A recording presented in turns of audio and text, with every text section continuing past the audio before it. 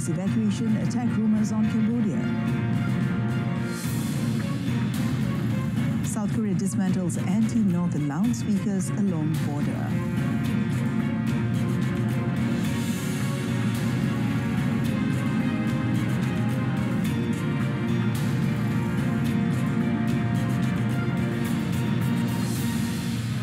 Good afternoon and Salam Malaysia Madani. I'm Priya and you're watching World Today. The Royal Thai Army RTA denied rumours on social media claiming that it had ordered the evacuation of residents in Surin province in preparation for an attack on Cambodia. RTA spokesman Major General Winthai Suwari refuted the claims, which he said originated from a social media post allegedly shared by former Cambodian Prime Minister Hun Sen. Winthai said the post falsely alleged that the Thai army had ordered a nighttime evacuation of civilians and was preparing to launch an offensive against Cambodia. He confirmed there was no truth to the allegations and stated unequivocally that no evacuation orders had been issued in Surin or any other area. He emphasized that while RTA remains committed to the current ceasefire agreement, Thailand continues to maintain operational readiness to respond to any unforeseen developments. Thai and Cambodian defense ministers are scheduled to hold the General Border Committee or GBC meeting in Kuala Lumpur from the 4th to the 7th August. This is following a ceasefire deal brokered by Prime Minister Datuk Sri Anwar Ibrahim on the 28th of July. In Gaza, the daily search for food has become a life-threatening mission. Desperate families, many already on the brink of starvation, say the current aid system is failing them, putting the most vulnerable directly in harm. With food aid in short supply, those without a strong adult male in the household are struggling to access any assistance. These include widows, children, and the disabled.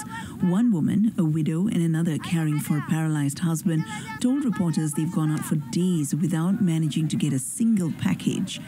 They said much of the aid is seized by others, then resold at prices far beyond their reach. They are calling for a return to a previous system where aid was stored in warehouses and families were notified by text when to collect, offering at least some measure of order and fairness. On the ground, the situation is growing more dire. One man walking away from an aid site with a bloodied face said he was shot while trying to reach a food truck. In a UN-distributed video, at least 7 bodies were seen on a donkey cart, killed while attempting to get food.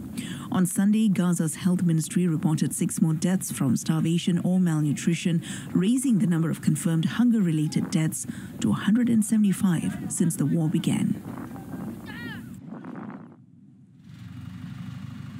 Several countries on Sunday conducted 7 airdrops carrying 61 tons of aid onto Gaza. The operation included 2 aircraft from the Royal Jordanian Air Force, 2 from the Federal Republic of Germany, 1 from the United Arab Emirates, 1 from France, and 1 from Belgium. Meanwhile, 6 more people died of starvation and malnutrition in Gaza over the past 24 hours, underlining the enclave's humanitarian emergency. The new deaths raised the toll of those dying from famine to 175, including 93 children since the war began. Israel blames Hamas for the suffering in Gaza, but in response to a rising international outcry, it announced steps last week to let more aid reach the population, including pausing fighting for a part of the day in some areas, approving airdrops, and announcing protected routes for aid convoys. United Nations agencies have said that airdrops of food are insufficient and that Israel must let in far more aid by land and open up access to the war-devastated territory where starvation has been spreading. Hamas says it is prepared to coordinate with the Red Cross to deliver humanitarian aid to hostages it holds in Gaza, but only if Israel agrees to permanently open humanitarian corridors and suspend airstrikes during aid distribution. According to Israeli officials, 50 hostages remain in Gaza, but only 20 are believed to be alive. Humanitarian groups have been barred from accessing any of them, leaving families in the dark about their conditions. On Saturday, Hamas released its second video in 2 days of the Israeli hostage Eviatar David, drawing strong condemnation from Western governments. France, Germany, the UK and the US all expressed outrage, with the UN Security Council expected to hold a special session on the hostage crisis on Tuesday. Meanwhile, conditions in Gaza continue to deteriorate, with 6 more people dying of starvation or malnutrition in the past 24 hours. That brings the total number of hunger-related deaths to 175 since the war began, nearly half of them children. Gaza's hospitals remain overwhelmed with fuel shortages, forcing doctors to focus only on the most critical cases. UN agencies say airdrops remain inadequate, calling for much greater aid access by land to reach the enclave's 2.2 million residents. A Ukrainian drone attack sparked a fire at an oil depot in Sochi, 400 kilometers from the Ukrainian border. Now, Ukraine has regularly hit Russian oil and gas infrastructure in response to attacks on its own territory since Russia began its offensive in February 2022. He said a drone wreckage hit an oil tank which caused a fire during the nighttime attack. Sochi's mayor, Andrei Proshinin, said there were no victims and that the fire was put out several hours later. Russia's air transport regulator, Rosaviastia, said air traffic was briefly suspended at Sochi airport. Airstrikes on Sochi are relatively rare compared to some other Russian cities. However, Ukrainian drone attacks killed 2 people there late last month. Last week, US President Donald Trump gave his Russian counterpart Vladimir Putin a 10-day ultimatum until next Friday to end the conflict in Ukraine. The airstrikes and fighting have not abated, however, and the Kremlin has rejected the idea of a lasting ceasefire in Ukraine. Now, a top aide to President Donald Trump on Sunday accused India of effectively financing Russia's war in Ukraine by purchasing oil from Moscow after the U.S. leader escalated pressure on New Delhi to stop buying Russian oil. Deputy Chief of Staff at the White House, Stephen Miller's criticism was some of the strongest yet by the Trump administration about one of the U.S. major partners in the Indo-Pacific. So what he said very clearly is that it is not acceptable for India to continue financing this war by purchasing the oil from Russia. People will be shocked to learn that India is basically tied with China in purchasing Russian oil. That's an astonishing fact. India portrays itself as being one of our closest friends in the world, but they don't accept our products. Indian government sources told Reuters on Saturday that New Delhi will keep purchasing oil from Moscow despite U.S. threats. A 25% tariff on Indian products went into effect on Friday as a result of its purchase of military equipment and energy from Russia. Trump has also threatened a 100% tariff on U.S. imports from countries that buy Russian oil unless Moscow reaches a major peace deal with Ukraine. Warren Buffett's Berkshire Hathaway says its consumer goods businesses are feeling the impact of U.S. President Donald Trump's trade policies as new tariffs continue to disrupt global supply chains. In its second quarter results, Berkshire reported a 5.1% revenue drop in its consumer products group. The decline was linked to lower volumes, ongoing business restructuring, and tariff-related delays in orders and shipments. One bright spot came from shoemaker Brooks, which saw sales jump more than 18% on stronger unit volumes. Still, the broader picture was weak as Berkshire posted a 4% decline in operating profit, with its insurance unit seeing a drop in underwriting premiums. Overall, net income fell 59% in the quarter, driven by write-down and lower gains from common stock holdings. The company also continues to signal caution about market conditions, citing ongoing trade uncertainty and broader economic concerns. Berkshire ended the quarter with a near record $344 billion in cash and sold more stocks than it bought for an 11th straight quarter. It has not repurchased any of its own stock since May. Buffett, 94, is expected to step down from day-to-day leadership at the end of the year after nearly 6 decades at the helm. U.S. President Donald Trump and Canadian Prime Minister Mark Carney are expected to speak in the coming days. This after the U.S. imposed a steep 35% tariff on Canadian goods. Canada's Federal Trade Minister Dominic LeBlanc confirmed Sunday that high-level talks are ongoing. While progress has been made, both sides are still working towards a deal. LeBlanc believes a resolution is still on the table, with a real option for striking a deal that brings down tariffs and offers greater certainty to investors. Friday's surprise tariff hike was partly linked to what Washington claims is Canada's failure to stop fentanyl smuggling into the U.S. Prime Minister Carney responded, saying Canada accounts for just 1% of fentanyl imports and that Ottawa is working intensively to bring that number down even further. The move marks the latest escalation in months-long tariff standoff, reignited after President Trump returned to office earlier this year.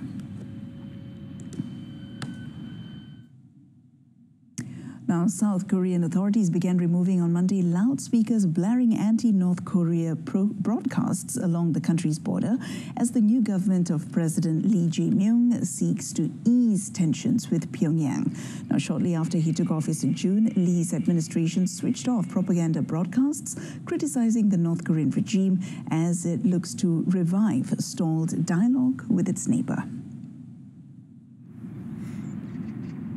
Under the former conservative Yoon Suk-yeol administration, South Korea turned on the loudspeaker campaign for the first time in 6 years in June last year, as Pyongyang launched thousands of thrash-carrying balloons across the border.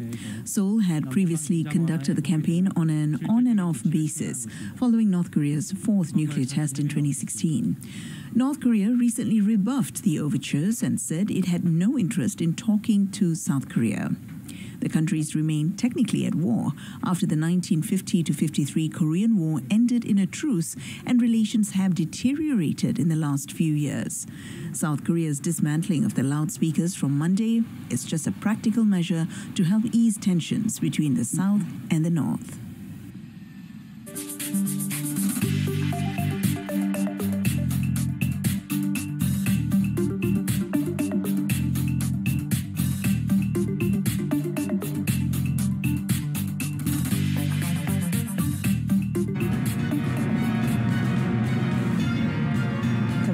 No plans to fully open cross-border e-hailing services between Singapore and Malaysia. Stay tuned.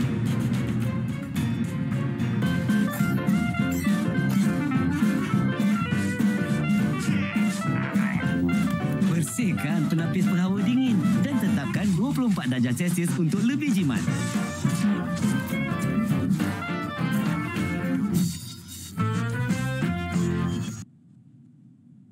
Welcome back. Singapore's Land Transport Authority says it has no plans to fully open cross-border ride-hailing services between Singapore and Malaysia. The announcement follows recent media reports suggesting Singapore was considering allowing on-demand ride services across the border. Clarified after a bilateral meeting on 1st of August, no agreement was reached on that issue. Currently, cross-border point-to-point transport is regulated under the Cross-Border Taxi Scheme. The scheme allows up to 200 licensed taxis from each side to operate across the Singapore-Johor Bahru corridor. Taxis under this scheme are only allowed to pick up and drop off passengers as designated points, including Larkin Central in Johor Bahru for Singapore taxis and Bansan Street Terminal in Singapore for Malaysian taxis. While full liberalisation is off the table, Singapore is considering measures to enhance the system. These include expanding the number of designated pickups and drop-off points and enabling licensed cross-border taxis to be booked through ride-hailing apps. LTA said the existing taxi quota under the scheme is not fully used, and any future changes would require mutual agreement with Malaysian authorities.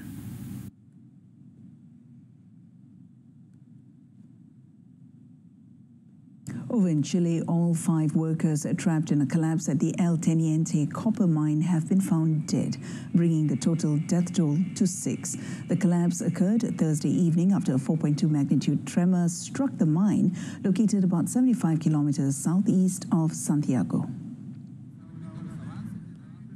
It is still unclear whether the tremor was triggered by seismic activity or ongoing mining operations. The workers, aged 29 to 34, were employed by a subcontractor and had been missing for nearly 70 hours. Their bodies were recovered over the weekend by a team of around 100 rescuers. Throughout the operation, over 3,200 metric tons of material were cleared using heavy machinery to reach the trapped men. The mine's operator, state-run Codelco, has launched an investigation into the cause of the collapse and says it will bring in international experts to assess safety failures. President Gabriel Boric has declared 3 days of national mourning. El Teniente is the world's largest underground copper mine and a key part of Chile's mining sector, which supplies roughly a quarter of global copper demand. Operations at El Teniente remain suspended while safety evaluations are underway. Indonesia's Meteorology, Climatology and Geophysics Agency BMKG has warned of an increased risk of forest and land fires in Jambi province, Sumatra, due to decreased rainfall in early August. Now, BMKG Chief Dwi Korita Karnawati said atmospheric conditions in parts of Jambi show below average rainfall, despite it being the peak of the rainy season. The agency predicts rainfall will fall sharply to between 20 and 50 millimeters in the first 10 days of August. This raises concerns over heightened fire risks in several areas. Fire susceptibility maps indicate most of Jambi falls within the low-risk blue zone.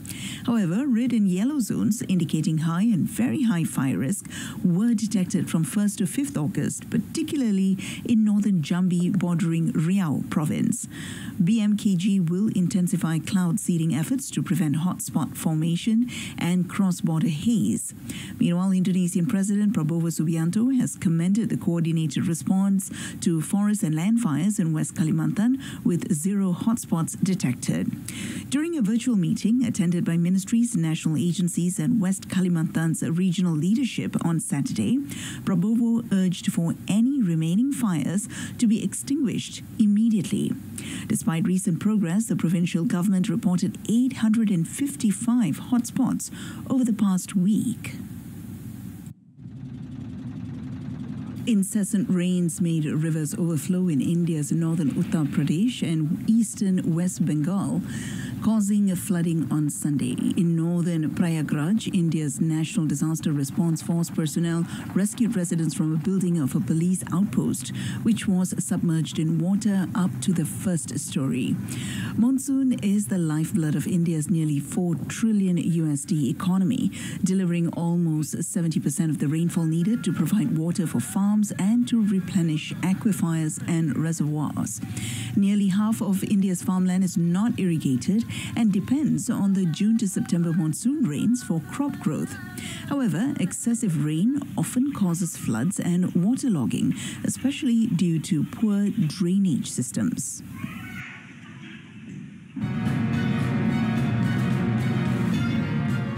Coming up in sports, Wan Arif, Roy King and wait for maiden BWF title in Macau. Stay tuned.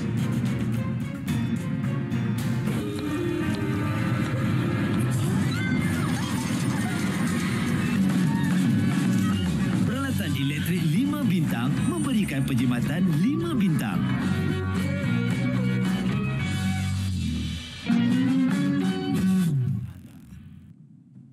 Wan Arif, Wan Junaidi and Yap Roy King finally ended the wait for their first Badminton World Federation BWF Tour title. The Malaysian duo produced a magnificent display to stun top seeds and world number 8 Sabah Karyaman Gutama Reza Pahlavi Isfahani to clinch the men's doubles title at the Macau Open yesterday. The Malaysians, ranked 24th in the world, had to slog for nearly 1 hour 20 minutes to subdue the Indonesians 22-20, 21-18 at the East Asian Games Dome for their Super 300 title. The victory, which saw one Arif Roy King take home $29,230 also allowed them to snap a 3-match losing streak to the Indonesians, who pocketed $14,000 as runners-up. Meanwhile, there was no such luck for Malaysia's professional mixed doubles pair of Jimmy Wong and Lai Pei Jing as they went down 13-21, 16-21 to Denmark's Matthias Christiansen, Alexandra Boré in the final. Earlier, Malaysia's Justin Ho failed to bag his maiden BWF Tour title when he lost 15-21, 5-21 to Indonesian 5th seed Alwi Farhan in the men's singles final. It was, however, his best achievement this season, having suffered early exits in 9 of the 10 tournaments he played in. And on to tennis, Alex de Minaur pushed his ATP winning streak to 7 matches as he fended off Francis Tiafoe 6-2, 4-6, 6-4 on Sunday to reach the quarterfinals of the ATP Toronto Masters. Now, the 9th seed will play the winner of Sunday night's match between Italian Flavio Cobolli and US 4th seed Ben Shelton for a place in the semi-finals. De Minaur started strong and stole the first set before Tiafoe surged in the second, landing several blows with his powerful forehand. The Australian notched a 6-2, 4-6, 6-4 win over the American after battling back from a mid-match deficit, saving crucial breakpoints before clinching a decisive break in the 9th game of the deciding set. He profited from nearly 50 unforced errors of the American's racket while overcoming a serving slump in the second set and early into the third. De Minaur has now beaten Tiafoe in 3 of 4 meetings. 6th seed Andrei Rublev also advanced to the quarters by rallying to beat Alejandro Davidovich Fokina. Both men ended the battle with 37 unforced errors, with Rublev to play either Iri Lehecka or 2nd seed Taylor Fritz for a semi-final spot. Davidovich Fokina was coming off a runner-up finish in Washington, where he failed to convert 3 match points in the final. 3 games to love. Meanwhile, in the women's draw, Wimbledon champion Iga Swiatek became the latest seed to fall at the WTA Canadian Open on Sunday, stunned 7-6, 6-3 by 19th-ranked Dane Clara Towson in the 4th round. Now, Swiatek, ranked 3rd in the world and seeded 2nd in Montreal, followed 2-time defending champion Jessica Pegula out the door as Towson booked a quarter-final berth against Australian Open champion Madison Keys. The win was a reckoning for Towson, who lost to Swiatek in the last meeting at Wimbledon last month, when Swiatek won 6-4, 6-1 to advance to the quarterfinals on her way to the title. The 16th-seeded Towson 22 saved 7 of 9 breakpoint opportunities and converted 3 of her 5 chances. Swiatek, who had won 9 straight singles matches, had slightly more aces and double faults. In another match, Naomi Osaka advanced to the quarterfinals with one of the most dominant performances of her career, defeating Anastasia Sevastova 6-1, 6-love in just 49 minutes. It was the Japanese player's 2nd quickest tour-level win and her first last 8 appearance at a WTA 1000 or Grand Slam in 19 months.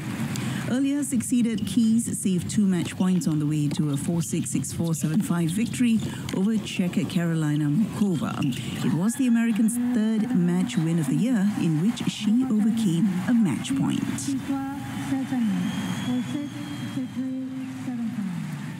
And moving on to Formula One, Lando Norris held off McLaren teammate Oscar Piastri to win the Hungarian Grand Prix on Sunday on a one-stop strategy and slashed the Australians' Formula One lead to 9 points going into the August break.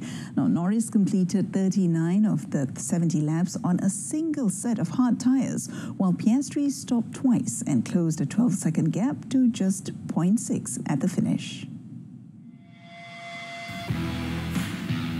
The win was Norris' 5th of the season and 3rd in the last 4 to Piastri's 6. It was also McLaren's 7th 1-2 in 14 races. George Russell took a distant third, 20 seconds down the road to complete the Hungering podium for Mercedes and take his 5th podium of the season. Ferrari's Charles Leclerc was a frustrated 4th after starting on pole position but losing out with a 2-stop strategy and a 5-second penalty for erratic driving as Russell challenged. Fernando Alonso finished 5th for Aston Martin ahead of Sauber's 6th-placed Brazilian rookie Gabriel Bortoleto. Lance Stroll was 7th for Aston Martin ahead of Racing Bull's Liam Lawson, with Red Bull's reigning champion Max Verstappen and Mercedes rookie Kimi Antonelli completing the top 10 scoring positions. 7-time world champion Lewis Hamilton, an 8 times winner in Hungary, started in 12th place for Ferrari and finished there. And on to cycling. Olympic champion Pauline Ferrand-Prévot became the first French woman to win the Tour de France Femme on Sunday, pushing through 3 punishing climbs to clinch the final stage ahead of the 2023 champion Demi Vollering, who finished 2nd overall. Now, the 33-year-old held steady through the 124.1-kilometer ride from Praz-sur-Arly to Châtel before launching a decisive attack in the last 7 kilometers of the race. Vollering stayed in a group with Ferrand-Prévot for the majority of the 9th stage, but could not break away to make up her deficit of more than 3 minutes coming to the last day. The Dutch rider finished 2nd in the race for the 2nd year in a row, while defending champion Katarzyna Niewiadoma-Finney finished 3rd overall. Ferrand-Prévot, who won gold in women's cross-country mountain biking at last year's Paris Games, had taken the yellow jersey from Kim Lecoq on Saturday. Australia's Sarah Gigante, who was 2nd overall coming into the final stage, tried to get ahead, but the French woman stayed on her wheels. Gigante fell behind as Ferrand-Prévot caught up with Anna van der Bruggen, who had taken an early lead on the way to Col du Corbière, the final major climb of the race. The exhausted leading group was unable to keep up when Ferrand-Prévot launched her final attack and crossed the finish line 20 seconds before Vollering. And moving on to golf, Miyu Yamashita won the Women's Open by 2 shots to claim the first major of her career after the 24-year-old kept Charlie Hull and Minami Katsu at bay to become the 4th different major champion from Japan over the last 2 years. Yamashita finished with an overall score of 11 under at Royal Porthcawl. Yamashita sank 3 birdies on the front 9 and she remained steady on the back 9 before weathering a late stumble with the first bogey of the day on the par 4 17th. Hull mounted a spirited challenge with 5 birdies that brought her to within 1 shot of Yamashita. However, the Britain's title hopes crumbled with back-to-back bogeys on the 16th and 17th, while a missed birdie putt on the 18th sealed her fate. Katsu also tied for 2nd with 4 birdies, offset by a bogey on the 2nd, to finish with a final round score of 69. Yamashita showed championship composure despite the bogey and survived a nervy finish when she found the rough with her first 2 shots on the final hole, but she avoided the bunkers to land her 3rd shot on the green. Yamashita missed her birdie putt by inches but made par 2 spark celebrations that culminated with the new major champion being drenched in champagne by her compatriots. And that's it from us this afternoon. In our top story today, Thai army denies evacuation attack rumors on Cambodia. Stay tuned to RTM for more news updates. And don't forget to join us again tonight at 8:30 p.m. on TV1 and Salaran Berita RTM. In case you missed us, you can always stream the news online on RTM Click's website and mobile app. Till then, I'm Mohan Priya from the river to the sea. Palestine will be free. Thank you for your company.